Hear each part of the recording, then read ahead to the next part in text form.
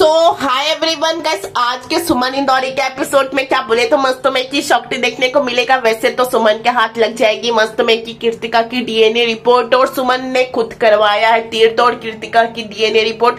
लेकिन यार अब रिपोर्ट मस्त में की आ तो जाती है और सुमन काफी एक्साइटेड रहती है और कीर्तिका से ये कहती है कि अपना बुढ़िया बिस्तर बांध के निकलने के लिए तैयार हो जाओ कीर्तिका।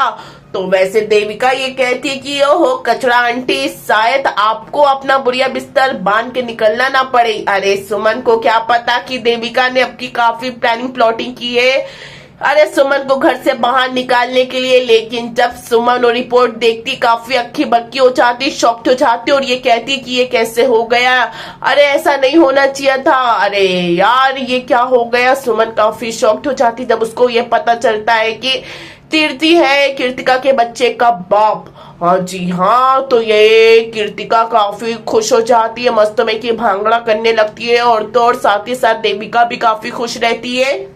वैसे तो गाइस आप ये भी सुमन को क्या पता कि यार देविका तो इस बार बहुत ही गहरी चाल चली है। लेकिन कोई नहीं, सुमन को तो वो रिपोर्ट पे भी भरोसा नहीं होता और मस्त में कि यार तीर्थ को अपने नेताजी को समझाने की कोशिश करती है कि ये रिपोर्ट को मैं नहीं मानती, ये गलत है, ऐसा हो ही नहीं सकता, अब ऐसा कर ही नहीं सकते, किसी के बारे में सोच नहीं सकते। वैसे तीर्थ ये कहता है कि सुमन तुम्ही ने तो करवाया था, आखिर सच तुम्हारे सामने है। और तीर्थ ठान लेता है कि मैं देविका का हाथ थामूंगा और करूंगा उससे शादी और जीवन भर उसी के साथ रहूंगा। सुमन को गहरा झटका लगता है, लेकिन वही झटके में देविका मस्त में की डिवोर्स पेपर लेकर आ जाती है और तो और तीर्थ उसको देता है सुमन को और ये कहता है कि ऋषि को लो और सुमन जाओ, ये आई थिंक ये शहर ही छोड़ के चली जाओ, हम सबसे बहुत दूर चली जाओ और खुश रहो, अपनी नई दुनिया में खुश रहो। और वैसे तो ये सब सुन के सुमन तो काफी मुश्किल होती, लेकिन तीर्थ पे फुलटू भरोसा करती है।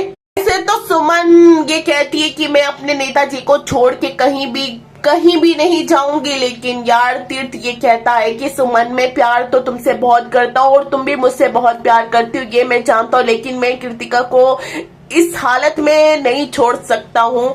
वैसे तो यार ये भी देखने को मिलेगा, सुमन को बताएगा तीर्थ उस रात नशे में शायद तो मेरे से कुछ भूल हो गई हो, लेकिन सुमन को विश्वास नहीं है और सुमन को क्या देविका बोलती है।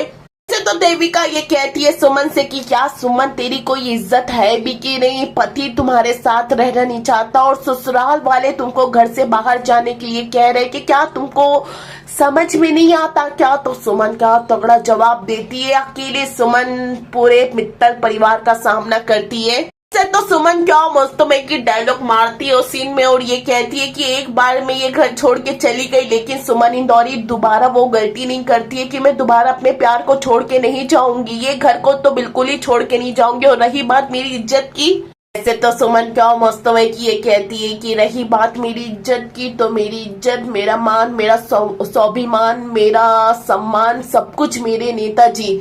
यार अब की बार तो सुमन के नेताजी भी सुमन का साथ नहीं देते। हाँ जी हाँ, अब सुमन कैसे देविका की ये प्रेगनेंसी को कैसे करेगी खुलासा और कैसे पता लगाएगी कि आखिर इस बच्चे का बाप कौन है। क्या सुमन को रिपोर्ट पे भी भरोसा नहीं हुआ है।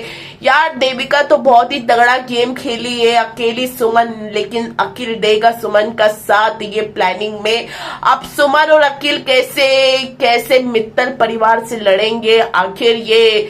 वैसे तो वहां मित्तल परिवार में चंद्रकांत सुमन पे यार खौला गुस्से से भड़का हुआ है, देविका, कीर्तिका और साथ ही साथ गीतांजलि अब सुमन का एक नया दुश्मन उसके नेताजी।